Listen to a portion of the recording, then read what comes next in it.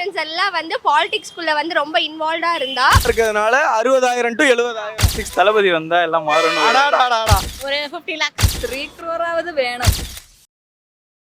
ஒரு பர் டேக்கு இவ்வளவு சம்பாரிச்சா பெட்ரு. இப்போ இருக்கிற காலகட்டத்தில் எவ்வளோ சம்பாரிச்சா 1000 ரூபாவே நமக்கு அது தாராளமான செலவு தான் ப்ரோ.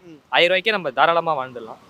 ஒரு 1000 rupees 1000 rupees சம்பாரிச்சா பெட்ரு. நாங்கள் 10,000 ரூபாய்க்கு போதும், இருக்கிறத வச்சு சம்பாரிச்சு நாங்கள் செட்டில் பண்ணிக்கலாம். 3 to 4,000 எவ்வளவு 3 to கேட்டுங்களா 3 to 4,000.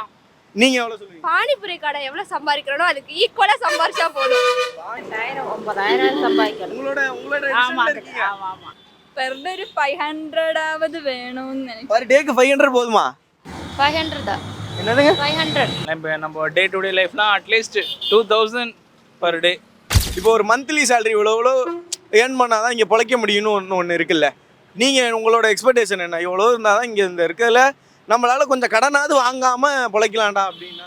குடும்பம் ஃபேமிலியாக ரன் பண்ணோம் அப்படின்னா வந்து ஒரு 2000 இல்லை ஒரு 3000 ஒரு நாளைக்கு சம்பாதிக்கிற மாதிரி கணக்கு போட்டால் ஒரு மாதத்தை அப்படி இப்படி சொல்லி 80,000 முடிச்சிடலாம். மந்த்துக்கு 30,000 30,000 இருந்தால் போதும்.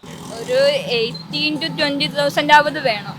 60 to 70 இப்போ ஃப்ரெஷ்ஷாக இருக்கனால ப்ரெஷராக இருக்கிறதுனால 60,000 to 70,000.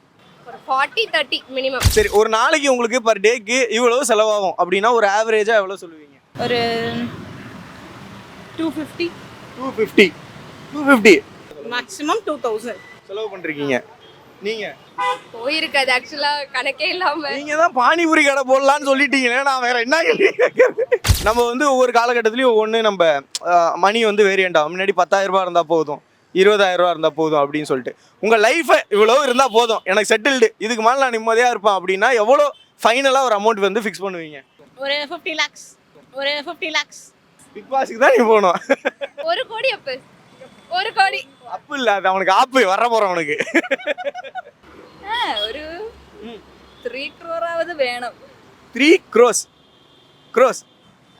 எனக்கு பேங்க் பேலன்ஸ் 1 crore அப்புறம் ஒரு வீடு அதெல்லாம் செட்டில் பண்ணி அவ்வளோதான். ஒரு சொந்த வீடு, நமக்குன்னு ஒரு வீடு, காரு, பைக்கு எல்லாமே இருந்துட்டா ஒரு 50K ப்ரோ. ஓகே. என்னன்னா இப்போ இருக்கிறதுல நிறைய பிரச்சனைகள் சூழ்நிலைகள் வந்து பார்த்தீங்கன்னா தமிழ்நாட்டை சுற்றி ஏகப்பட்ட பிரச்சனைகள் போகுது. அந்த நிறைய பேர் இறந்துட்டாங்க, அந்த கள்ளசாரம் அது இதெல்லாம் கேட்டிருப்பீங்க. இப்போ இருக்கிற பிரச்சனையில் வந்து இந்த சட்ட ஒழுங்கு இன்னும் கொஞ்சம் ஏதாவது சரி பண்ணால் பெட்டராக இருக்கும், எல்லாருக்கும் சேஃப்டியாக இருக்கும் அப்படின்னா ஏதாவது சொல்லணும்னா? எல்லாரும் வந்து அவங்க செய்கிறத வந்து ஹானஸ்ட்டாக செஞ்சாலே போதும் ப்ரோ. கவர்மெண்ட் அஃபிஷியல்ஸு அவங்க செய்ய வேண்டியதை செஞ்சாலே போதும் ப்ரோ, அவ்வளோதான் ப்ரோ.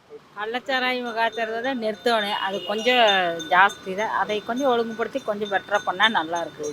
ஏன்னா ஜனங்கள் எல்லாம் பாவம், அதுக்கு போய் ஏழை குடிப்போம். அதாவது இப்போ இருக்கிற இந்த பாதுகாப்பு சிஸ்டம் அது இதுலாம் இருக்குல்ல, இப்போ பெண்களுக்கு பாதுகாப்பு எல்லாம் வந்துட்டு நல்லா எப்படி சொல்றது, நல்ல ஒரு ஃபோர்ஸ் இருந்தால் வந்துட்டு எல்லாருமே அதை ஃபாலோ பண்ணுவாங்க. பொலிட்டிஷியன்ஸ் எல்லாம் வந்து பாலிடிக்ஸ்குள்ள வந்து ரொம்ப இன்வால்வ்டா இருந்தா நம்மளுடைய மைண்ட் செட்டை வந்து அப்படியே இம்ப்ளிமெண்ட் பண்ணலாம் கொஞ்சம். அடாடாடா 6 தளபதி வந்தா எல்லாம் மாறணும். அடாடாடாடா வாயா தலைவா. அதுதான் ப்ரோ.